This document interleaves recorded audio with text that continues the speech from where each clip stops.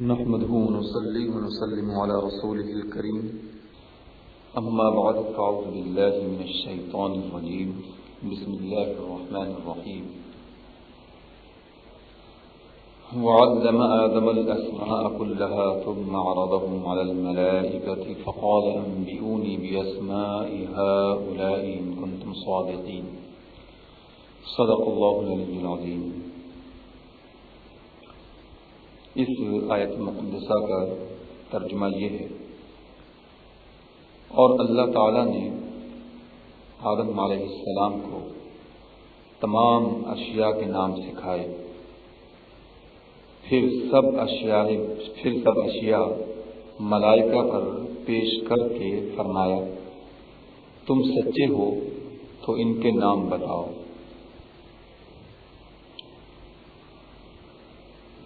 اس آیت کریمہ کا تعلق اس سے پہلے والی آیت سے کچھ اس طرح سے ہے کہ اس کے سے پہلے جو آیت تھی اس میں یہ فرمایا گیا تھا کہ ہم نے آدم علیہ السلام کو خلیفہ بنایا، یعنی ہم ان کو خلیفہ بنانے والے ہیں، لیکن خلافت جب تک خلیفہ کو پورا علم اور مکمل علم نہ دے دیا جائے تو اس وقت تک خلافت انجام نہیں دی جا سکتی۔ اور یہ بالکل اسی طرح سے ہے کہ جس طرح سے کہ بادشاہ کو اور سربراہ کو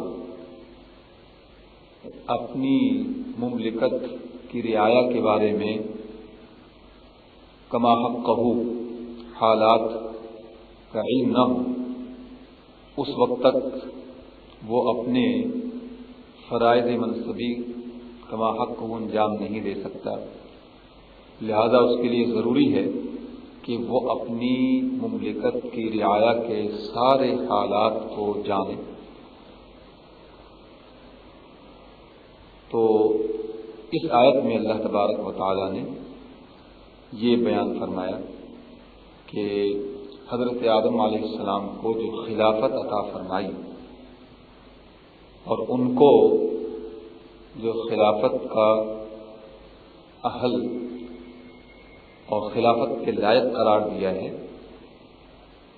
ان کو تمام علوم سکھا دیے گئے اور اللہ کی طرف سے ان کو تمام علوم عطا فرما دیے گئے۔ تو ایک تعلق پہلے والی آیت سے اس آیت کو اس طرح سے ہوا، اور دوسرا تعلق پہلی والی آیت سے اس آیت کو اس طرح سے بھی ہے کہ فرشتوں نے حضرت سیدنا آدم علیہ نبینا وعلیہ الصلاۃ والتسلیم کو خلیفہ بنانے کی جب حکمت معلوم کی تھی تو اللہ تبارک و تعالی نے فرشتوں کو اس کا اجمالی طور پر یہ جواب دیا تھا کہ انی اعلم ما لا تعلمون، کہ ہم وہ جانتے ہیں کہ جو تم نہیں جانتے ہو۔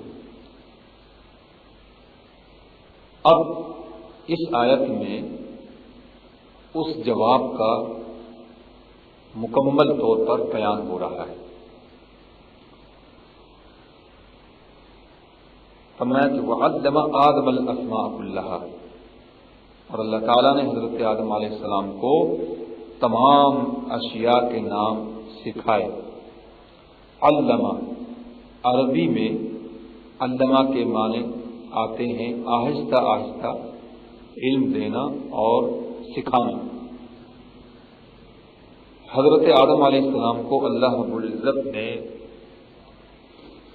اپنی ذات و صفات اور اس کے علاوہ تمام ایمان سے متعلق علم ان کے پیدا کرنے سے پہلے ہی انہیں عطا فرما دیا تھا. اور اس کی دلیل یہ ہے کہ حضرت آدم علیہ السلام کی جب تخلیق ہوئی اور انہیں جب چھینک آئی تھی تو سب سے پہلے انہوں نے الحمدللہ کہا تھا. اور اسی الحمدللہ میں اللہ کی ذات اور صفات کا ذکر انہوں نے کیا. اور پھر یہ مشہور بات ہے کہ حضرت آدم علیہ السلام نے پیدا ہوتے ہی عرش الہی کی ساق پر یہ لکھا ہوا پڑھا تھا کہ لا الہ الا اللہ محمد رسول اللہ. یہ عرش الہی کی ساق پر لکھا اور حضرت آدم علیہ السلام نے اس کو پڑھا بھی. اس سے یہ ثابت ہوا کہ حضرت آدم علیہ السلام کو نبی آخر الزمان صلی اللہ تعالی علیہ وسلم کا علم تھا اور آپ جانتے تھے اور ان کی نبوت اور رسالت کو بھی پہچانتے تھے. اور دیکھیے کہ انہوں نے عرش الہی کی ساق پر جو یہ کلمہ طیبہ لکھا ہوا تھا اس کو انہوں نے پڑھ لیا تھا. اور یہ سارے امور وہ ہیں جن سے یہ پتہ چلتا ہے کہ حضرت آدم علیہ السلام کو ان تمام چیزوں کا علم جو ہے ان کی پیدائش سے پہلے عطا فرمایا جا چکا تھا. اچھا، اب یہاں پر یہ فرمایا کہ وَعَلَّمَ، اللہ تعالیٰ نے حضرت آدم علیہ السلام کو سکھلایا.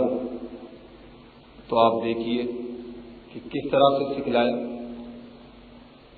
کمال ہے.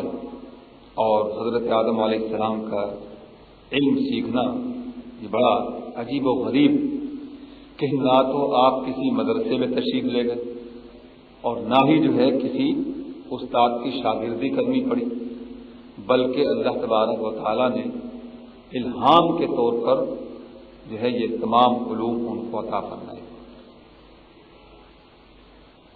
اور یہ ایسے ہی ہے، اس میں کوئی تعجب کی بات نہیں ہے کہ کوئی جو ہے تعجب کرے کہ یہ کیسے ہو سکتا ہے کہ جناب نہ کسی مدرسے میں گئے نہ کسی استاد کی شاگردی اختیار کی اور خود بخود یہ علوم انہوں نے سیکھ لی.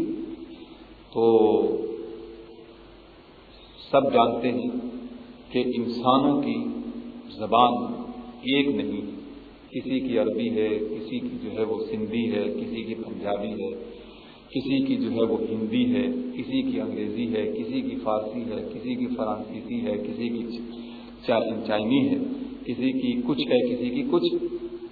لیکن جب انتقال ہو جاتا ہے اور تدفین ہو جاتی ہے تو قبر میں فرشتے سوال اس سے عربی ہی میں کرتے ہیں. من ربک، ما دینک، ما تقول فی حق هذا الرجل. یہ عربی میں سوال جو ہے وہ فرشتے کرتے ہیں مجلس سے اس کی تدفین کے بعد. اور قبر میں پہنچتے ہی اس کو ساری عربی آ جاتی ہے اور عربی ہی میں وہ جواب دے گا، عربی ہی میں جواب دے گا. تو آپ دیکھیے کہ عربی پڑھی نہیں لیکن کیسے کہ عربی اس کو آ گئی. تو جب اس پر تعجب نہیں تو پھر حضرت آدم علیہ السلام اور پھر نبی آخر الزمان صلی اللہ تعالیٰ علیہ وسلم جو سردار انبیاء ہیں، امام الانبیاء اور سردار رسولان اعظام ہیں، تو انہوں نے بغیر کسی مدرسے میں پڑھے ہوئے، کسی استاد کی شاگردی کیے بغیر تمام علوم جان لیے اور علم ما کان و ما یکون کے وہ عالم ہو گئے.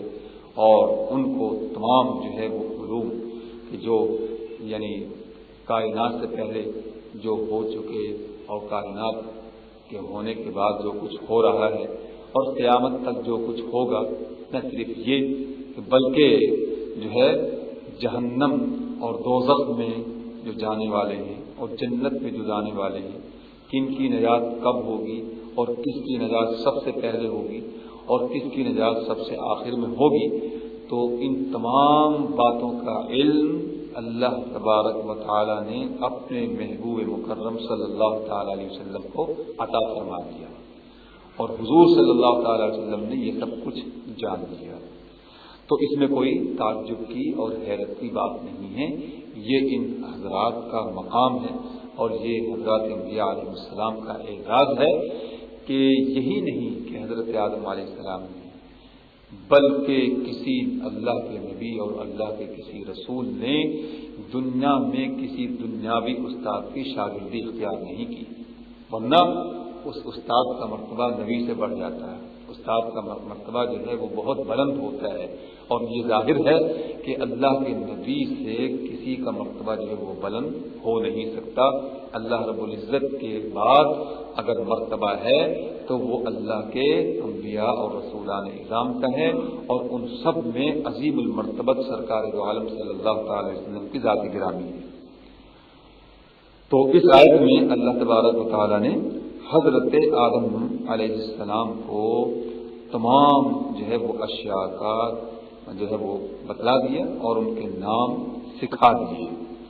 فرمایا کہ وعلم آدم الاسماء كلها ثم عرضهم على الملائکہ فقال انبئونی باسماء هؤلاء ان کنتم صادقین۔ بہرحال یہاں پر جو ہے بہت کچھ کہا جا سکتا ہے، اور اس وقت میں جو ہے وہ انہی جو ہے وہ کلمات پر جو ہے وہ آج کے درس کا جو ہے وہ اختتام کرتا ہوں۔ انشاءاللہ آئندہ درس میں اسی آیت کے بارے میں مزید جو ہے وہ عرض کیا جائے گا۔ اللہ تبارک و تعالیٰ سے دعا ہے کہ وہ قبول فرمائے۔ وآخر دعوانا ان الحمد للہ رب العالمین۔ نحمدہ ونصلی ونسلم علی رسولہ الکریم، اما بعد، فاعوذ باللہ من الشیطان الرجیم، بسم اللہ الرحمن الرحیم۔ وعلم آدم الأسماء كلها ثم عرضهم على الملائكة فقال انبئوني بأسماء هؤلاء إن كنتم صادقين۔ صدق اللہ العلی العظیم۔ اس آیت مقدسہ کے بارے میں اس سے پہلے جو درس ہوا تھا اس میں کچھ باتیں بیان کی گئی تھیں، اور آج بھی اسی آیت کریمہ کے متعلق مزید کچھ باتیں جو ہیں وہ بیان کی جائیں گی۔ اس آیت میں اللہ تبارک و تعالیٰ نے یہ بیان فرمایا ہے کہ اللہ تعالیٰ نے حضرت سیدنا آدم علیہ نبینا وعلیہ الصلاۃ والسلام کو تمام چیزوں کے نام تعلیم فرمائے، اور پھر ان تمام چیزوں کو ملائکہ کے سامنے پیش کیا، اور ان سے اللہ تعالیٰ نے یہ فرمایا کہ تم مجھے ان ساری چیزوں کے بارے میں خبر دو اگر تم سچے ہو۔ حضرت آدم علیہ السلام کا اسم گرامی آدم ہے، رکھا گیا ہے۔ یہ یا تو ادومتن سے بنا ہے جس کے معنی آتے ہیں گندمی رنگ کے، یا پھر یہ ادیمن سے بنا ہے جس کے معنی آتے ہیں ظاہری زمین کے۔ حضرت آدم علیہ السلام کا جو خمیر تیار ہوا وہ زمین کی ساری جگہوں کی مٹی سے تیار ہوا، اور اس میں پانی بھی شامل کیا گیا، اور اس میں جو ہے وہ ہوا بھی داخل ہوئی۔ تو اس سے چونکہ آپ کا خمیر تیار ہوا تو اس لیے آپ کو آدم کہا جاتا ہے کہ آپ رنگ بھی گندمی اور آپ جو ہے وہ ظاہر بھی ہیں۔ تو اصل تو خاک ہے، پانی جو ہے وہ تو صرف خمیر تیار کرنے کے لیے جو ہے شامل کیا گیا تھا، اسی لیے جو ہے انسان زمین پر آباد ہے، زمین پر رہتا ہے، پانی میں نہیں رہتا، اور نہ ہی جو ہے فضا میں رہتا ہے۔ تو حضرت آدم علیہ السلام کی نسل کو آدمی کہا جاتا ہے، آدم والا۔ تو قد آپ کا 60 ہاتھ تھا، اور جنت میں سارے جنتیوں کا قد جو ہے وہ یہی رہے گا. اور جہنمیوں کے بارے میں تو ان کا کتنا بڑا قد ہوگا، تو اس بات سے جو ہے وہ اندازہ لگایا جا سکتا ہے کہ جہنمی کی جو داڑھ ہوگی وہ ایک بڑے پہاڑ کے جتنی ہوگی. تو اب آپ اندازہ کیجیے کہ اس کا قد کتنا بڑا کر دیا جائے گا، جس پر اس پر عذاب طاری ہوگا اور عذاب اس کو جہنم کا بھگتنا پڑے گا. تو بہرحال یہاں پر یہ بیان فرمایا گیا کہ اللہ تعالیٰ نے حضرت آدم علیہ السلام کو تمام جو ہے وہ چیزوں کا پتہ بتلایا، ان کو ان کے نام سکھلائے، ان کے نام کی تعلیم دی گئی. تو صرف یہاں یہ نہیں سمجھا جانا چاہیے کہ حضرت آدم علیہ السلام کو جو ہے صرف نام سکھلائے گئے تھے، نہیں، بلکہ جو ہے ان چیزوں کے جہاں نام سکھلائے گئے ان کی حقیقت سے بھی آگاہ کیا گیا، اور جو ہے ان تمام چیزوں کی کیفیت، ان کے حالات، ان کے فوائد، ان کے منافع، تمام جو ہے ان سب سے حضرت آدم علیہ السلام کو آگاہ کیا گیا. صرف نام سکھلا دینے سے تو کوئی اتنی بڑی بات جو ہے وہ نہیں ہوتی. اور جب حضرت آدم علیہ السلام کو اللہ تعالیٰ نے اپنا خلیفہ مقرر کیا، اپنا خلیفہ بنایا، تو خلیفہ کے لیے صرف اس حد تک کہ وہ صرف نام جانتا ہو ان چیزوں کے اور ان کی جو ہے وہ کیفیات، ان کے حالات اور ان کے فوائد سے جو ہے وہ آگاہ نہ ہو، تو یہ تو جو ہے کوئی زیادہ فائدہ مند بات نہیں. تو مقصود اصلی تو صرف یہ ہے کہ حضرت آدم علیہ السلام کو نہ صرف یہ کہ چیزوں کے نام سکھلائے گئے، بلکہ ان کے استعمال کے طریقے، ان کے جو ہے بنانے کے طریقے، اور ان سے کس طرح سے استفادہ کیا جا سکتا ہے، کس طرح سے ان سے مستفید ہوا جا سکتا ہے، کس طرح سے ان سے نفع حاصل کیا جا سکتا ہے، یہ تمام کے تمام معاملات اور یہ تمام باتیں اللہ تبارک و تعالیٰ نے حضرت سیدنا آدم علیہ السلام کو سکھلا دی. وعلم آدم الاسماء کلھا، یعنی ساری چیزوں کی. تو اب آپ دیکھیے کہ کل فرمائے گئے، تو جس طرح سے کہ اللہ تبارک و تعالیٰ کی شان کے بارے میں یہ ہے کہ اللہ خالق کل شیء، اللہ تعالیٰ ہر چیز کا خالق. تو پتہ یہ چلا کہ ہر چیز کے عالم حضرت آدم علیہ السلام تھے، ہر چیز کا علم اللہ تعالیٰ نے حضرت آدم علیہ السلام کو اللہ رب العزت نے عطا فرمایا تھا. حضرت آدم علیہ السلام کی علمی اس قدر وسعت کے باوجود بھی آپ یہ سمجھیے کہ سرکار دو عالم صلی اللہ تعالی علیہ وسلم کے علم کے دریا کا ایک قطرہ تھا حضرت آدم علیہ السلام کا جو علم تھا. سرکار دو عالم صلی اللہ تعالی علیہ وسلم کے علم کی وسعت قرآن کریم کی اس آیت سے ثابت ہوتی ہے. وَعَلَّمَكَ مَا لَمْ تَكُنْ تَعْلَمْ، کہ اللہ تعالیٰ نے وہ سکھلا دیا جو آپ نہیں جانتے تھے. نہ یہاں جو ہے ناموں کی قید ہے، نہ یہاں جو ہے وہ چیزوں کی قید ہے، بلکہ یہ فرمایا کہ جو آپ نہیں جانتے تھے وہ سب اللہ تبارک و تعالیٰ نے آپ کو سکھلا دیا، بتلا دیا. تو یہ ہے سرکار دو عالم صلی اللہ تعالی علیہ وسلم کی وسعت علمی. حضرت آدم علیہ السلام کو کتنی چیزوں کا علم تھا. تو آپ جانتے ہیں کہ دنیا میں کتنی زبانیں بولی جاتی ہیں، اور ان زبانوں کی ڈکشنریاں، ان زبانوں کی کتنی لغات ہیں. ایک چیز کے نام کو آپ لے لیں، مثال کے طور پر جو ہے وہ پانی کو آپ لے لیں کہ اردو میں جو ہے پانی کہا جاتا ہے، اور عربی میں جو ہے وہ ماؤن کہا جاتا ہے، ماء، اور انگریزی میں واٹر کہا جاتا ہے.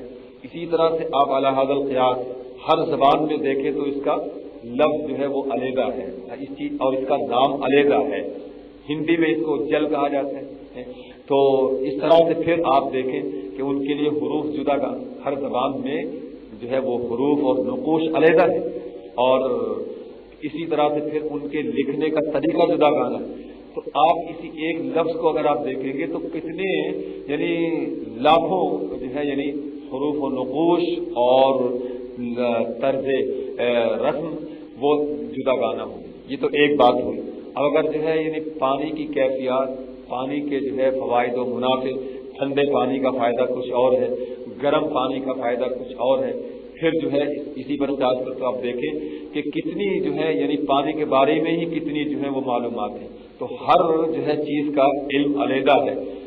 تو اللہ تعالیٰ نے یہ ساری چیزیں اور ان کا نام، ان کی کیفیت حضرت آدم علیہ السلام کو عطا فرمائی۔ حضرت آدم علیہ السلام کتنی زبانیں جانتے تھے؟ تفاسیر میں لکھا ہے کہ 7 لاکھ زبانیں جانتے تھے۔ تو اس سے اندازہ کیا جا سکتا ہے حضرت آدم علیہ السلام کی وسعت علمی کا۔ تو پھر جو نبی الانبیاء ہیں، جو امام المرسلین ہیں، سرکار دو عالم صلی اللہ تعالی علیہ وسلم، ان کے علوم کا کوئی اندازہ کر سکتا ہے؟ ان کے علم کا کوئی جو ہے یہ بتلا سکتا ہے کہ ان کا علم کتنا تھا؟ یہ تو حضرت آدم علیہ السلام کے علوم ہیں، ان کے بارے میں ہم جو ہے وہ پورے طور پر جو ہے واقف نہیں اور نہیں بتلا سکتے۔ تو پھر جو ہے یعنی حضرت آدم علیہ السلام کے وسعت علمی کے مقابلے میں نبی کریم صلی اللہ تعالی علیہ وسلم کا کوئی علم جو ہے کیا بیان کر سکتا ہے؟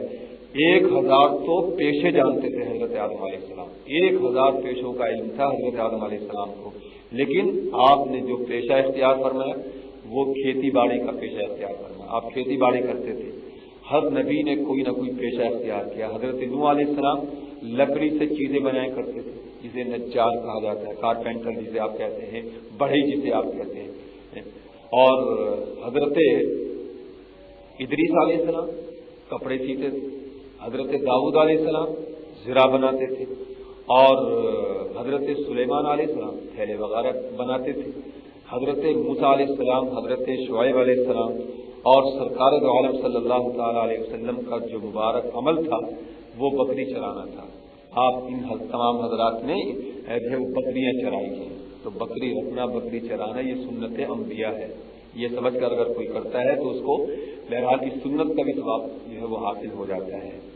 تو فرمایا کہ حضرت آدم علیہ السلام کو اللہ تبارک و تعالیٰ نے تمام اشیاء کا علم عطا فرمایا، تمام چیزوں کا علم جو ہے سکھلایا، اور پھر اس کے بعد کیا ہوا؟ ثم عرضہم، پھر جو ہے ان تمام چیزوں کو فرشتوں کے سامنے پیش کیا۔ اس جملے سے یہ ثابت ہوا کہ حضرت آدم علیہ السلام کو صرف غائبانہ ہی چیزوں کا علم نہیں سکھلایا گیا تھا۔ اگر غائبانہ ہوتا تو پھر پیش کرنے کا کیا مقصد؟ مطلب یہ ہے کہ وہ ساری چیزیں دکھلائی گئی اور ان کو یہ سب کچھ بتلایا گیا، اور پھر جو چیزیں محسوس ہو سکتی تھیں، جو چیزیں جو ہے دیکھی جا سکتی تھیں، ان چیزوں کو تو فرشتوں کے سامنے پیش کر دیا۔ ثم عرضہم علی الملائکہ فقال انبئونی، فرمایا کہ تم ان فرشتوں تم ان چیزوں کے بارے میں خبر دو۔ ایک ہے خبر اور ایک ہے علم۔ خبر کا جو مرتبہ ہے وہ علم سے بہت کم درجے کا ہوتا ہے، علم کا درجہ جو ہے وہ خبر سے بہت بلند و بالا ہوتا ہے۔ تو دیکھیے یہاں پر یہ فرمایا گیا کہ انبئونی، تو اے فرشتوں تم ان چیزوں کے بارے میں تمام معلومات تو کیا رکھتے ہوگے، ان تمام چیزوں کے بارے میں تمہیں جو ہے ان کا حال تو کیا معلوم ہوگا، اور ان چیزوں کا علم تو تمہیں کیا ہوگا، تو کم از کم جو ہے تم ان چیزوں کی خبر ہی دے دو۔ حالات تو تمہیں نہیں معلوم ہے، تم جو ہے ان چیزوں کے بارے میں خبر ہی دو، بتلا ہی دو۔ انبئونی باسماء ہؤلاء، کہ ان چیزوں کو۔ اچھا پھر آپ دیکھیے یہاں اس عرضہم سے یہ بھی ثابت ہو رہا ہے کہ اللہ تبارک و تعالی نے جو ہے وہ پھر ان چیزوں کو فرشتوں کے سامنے پیش کیا۔ تو اس کا مطلب یہ بھی نہیں سمجھنا چاہیے، اور اس کا مفہوم یہ بھی جو ہے نہیں سمجھنا چاہیے کہ جو چیزیں موجود تھیں اس وقت صرف انہی چیزوں کو پیش کیا، نہیں، بلکہ قیامت تک جو چیزیں ایجاد ہونے والی تھیں، جو چیزیں موجود ہونے والی تھی، وہ سب اللہ تبارک و تعالیٰ نے فرشتوں کے سامنے رکھی، ان کو دکھلایا، جس میں آپ دیکھیں کہ ایک زمانہ وہ تھا کہ جس کے بارے میں یعنی ہم سوچ نہیں سکتے تھے۔ اب یہ ٹیلی فون ہے، وائرلیس ہے، اور اسی طرح سے ہوائی جہاز ہے، ریلوے ہے، اسی طرح سے اب جو چیزیں ہمارے سامنے موجود ہیں، اب کچھ نہیں کہا جا سکتا کہ اب کوئی چیزیں ایجاد نہیں کی جائیں گی، بلکہ نہ جانے آگے چل کر کیا کیا چیزیں ایجاد ہوتی ہیں۔ عرضہم نے یہ ثابت کر دیا، یہ بتلا دیا کہ ساری چیزیں جو قیامت تک جو ہے بننے والی تھی، موجود ہونے والی تھی، جن کی جو ایجاد کی جانے والی تھی، وہ سب کے سب فرشتوں کے سامنے پیش کی۔ تو اس کے بعد پھر فرمائے کہ اب تم مجھے بتلاؤ کہ یہ کیا ہیں، تو ان کو تو جو ہے یعنی چیزوں کے ساری چیزوں کے نام ہی نہیں معلوم تھے، تو وہ ان چیزوں کی خبر کیا دیتے، ان کے حالات سے کیسے جو ہے وہ بتلاتے. تو یہ بات جو ہے اس لیے کی گئی. فقال انبئونی باسماء ہؤلاء ان کنتم صادقین، کہ تم ان چیزوں کے بارے میں بتلاؤ اگر تم سچے ہو. فرشتوں نے جو کہا تھا وہ بات تو سچ تھی. فرشتوں نے یہ کہا تھا جب حضرت آدم علیہ السلام کو اللہ تبارک و تعالیٰ نے پیدا کیا اور ان کے بارے میں یہ فرمایا کہ وہ زمین میں اپنا خلیفہ بنانے والا ہے، تو فرشتوں نے یہ کہا تھا کہ ایسے کو تو زمین میں خلیفہ بنائے گا کہ جو زمین میں خون ریزی کرے گا، دنگا فساد جھگڑا کرے گا، خون بہائے گا. فرشتوں کی بات تو سچی تھی. دیکھنے کہ یہ سب کچھ ہو رہا ہے، خون بھی بہہ رہا ہے، فساد اور جھگڑا بھی پیدا ہو رہا ہے، تو یہ بات تو فرشتوں کی سچی تھی. بات دراصل یہاں پر جو قرآن میں یہ اللہ تعالیٰ یہ فرما رہا ہے کہ اگر تم سچے ہو تو اس کے بارے میں ان چیزوں کے بارے میں بتلاؤ. تو اس کا مطلب کوئی یہ نہیں لے سکتا، یہ نہیں کہہ سکتا، یہ اس سے مفہوم نہیں لیا جا سکتا کہ فرشتے سچے نہیں تھے. فرشتے سچے ضرور تھے، یقیناً وہ سچے تھے. یہ بات اس لیے کہی گئی کہ فرشتوں نے جو اس بات سے جو مفہوم اخذ کیا نا، اس میں انہوں نے غلطی کی. مفہوم یہ اخذ کیا تھا کہ انہوں نے حضرت آدم علیہ السلام کے خلیفہ مقرر کیے جانے پر تو انہوں نے یہ کہا کہ یہ زمین پر فساد مچائے گا اور خون ریزی کرے گا. تو ان کا کہنے کا منشا یہ تھا کہ خلیفہ بننے کا مستحق اور حقدار وہ ہے کہ جو عابد ہو اور معصوم ہو. فرشتے عابد تھے، فرشتے معصوم تھے، تو اس لیے انہوں نے اس بات سے یہ مفہوم اخذ کر لیا تھا کہ خلافت کا حقدار عابد، عبادت گزار اور معصوم ہوتا ہے. تو جو گناہ کرے، جو جرائم کرے اور جو اس طرح کے فساد کرے تو اور معصوم بھی نہ ہو، خطا کار ہو، گناہ کرنے والا ہو، تو وہ خلافت کا حقدار نہیں. تو فرشتوں نے یہ جو مفہوم اخذ کیا اس میں غلطی کی انہوں نے. تو اللہ تبارک و تعالی یہی جو ہے یعنی ظاہر فرمانا چاہ رہا ہے کہ فرشتوں تم جو یہ کہتے ہو کہ خلافت کا حقدار وہ ہوتا ہے کہ جو یعنی عابد ہو اور گناہ گار نہ ہو، اللہ کی عبادت کرنے والا ہو، تو یہ تمہاری جو ہے غلط فہمی ہے، تمہارا یہ سمجھنا غلط ہے. تو ان اشیاء کو پیش کر کر اللہ تبارک و تعالیٰ نے یہ ظاہر فرمایا کہ جب تمہیں جو ہے ان چیزوں کا ہی علم نہیں اور ان چیزوں کے بارے میں ان کے حالات ہی سے تمہیں جو ہے وہ خبر نہیں ہے، تو پھر جو ہے تم کیسے خلافت کے حقدار بن سکتے ہو؟ خلافت کے حقدار بننے کے لیے تو رعایا کی خبر بھی رکھنا ضروری ہے. تمہیں تو ان چیزوں کے بارے میں نہیں خبر ہے، تو پھر کیسے تم جو ہے خلافت کے حقدار اپنے آپ کو سمجھنے لگے ہو؟ ایک بات تو یہ. اور دوسری وجہ یہ بھی ہے کہ فرشتے اللہ تبارک و تعالیٰ کی تسبیح اور تقدیس اور تحلیل، اللہ کی عظمت اور کبریائی بیان کرتے تھے. تو وہ یہ سمجھتے تھے کہ ہم اللہ تبارک و تعالیٰ کی پورے طور پر جو ہے حمد و ثنا اور اس کی تعریف بیان کرتے ہیں. تو اللہ تبارک و تعالیٰ نے یہ بات اس لیے فرمائی کہ تم اگر یہ سمجھتے ہو کہ ہم پورے طور پر کما حق کہو جو ہے اللہ کی حمد و ثنا کرتے ہیں، تو پہلے تم یہ بتلاؤ کہ ان چیزوں کے بارے میں تمہیں کیا خبر ہے. تو جب تمہیں ان چیزوں کے بارے میں کوئی خبر نہیں تو اللہ تبارک و تعالیٰ کی ذات و صفات تو بے شمار، اللہ تعالیٰ کی صفات بے شمار ہے. اللہ تبارک و تعالیٰ کی ذات تو ایک ہے، وہ وحدہ لا شریک ہے. تو تمہیں تو جو ہے ان چیزوں کے بارے ہی میں جو ہے وہ معلوم نہیں ہے کہ جائے کہ پورے طور پر اس کی ساری صفات کے بارے میں تمہیں علم ہو. اچھا، پھر دوسری چیز یہ کہ تمہیں تو اللہ تبارک و تعالیٰ کی ساری نعمتوں کی بھی خبر نہیں ہے. تو اللہ کی پورے طور پر تعریف اور اللہ کا شکر تو وہی کر سکتا ہے کہ جو اس کی ساری نعمتوں سے باخبر ہو، ساری چیزوں سے باخبر ہو، ساری صفات سے باخبر ہو. تو تمہیں تو صرف انہی چیزوں کا نہیں پتا، تو تم جو ہے پورے طور پر کیسے جو ہے اس کی تعریف اور کیسے جو ہے اس کا شکر جو ہے وہ اپنے طور پر سمجھ رہے ہو کہ ہم نے پوری تعریف کر ڈالی، اللہ کی پوری نعمتوں کی شکر ہم نے جو ہے وہ انجام دے دیا اور اس کی ساری نعمتوں کا ہم نے شکر ادا کر لیا، تو تم کیسے یہ سمجھنے لگے ہو؟ اس لیے جو ہے یہ فرمایا گیا کہ انبئونی باسماء ہؤلاء ان کنتم صادقین، اور تم مجھے جو ہے ان ساری چیزوں کے بارے میں تم بتلاؤ اگر تم سچے ہو۔ تو یہ بات، اس سے یہ اعتراض نہیں کیا جا سکتا ہے کہ معاذ اللہ جو ہے وہ فرشتے سچے نہیں تھے، نہیں، فرشتے سچے تھے، انہوں نے جو مطلب اخذ کیا تھا اس میں جو ہے ان سے چوک ہوئی، اسی کو دور کرنے کے لیے اور اسی غلط فہمی کو دور کرنے کے لیے اللہ تعالیٰ نے یہ فرمایا۔ اللہ تبارک و تعالیٰ ہم سب کو سمجھ کی توفیق عنایت فرمائے۔ وآخر دعوانا الحمدللہ رب العالمین۔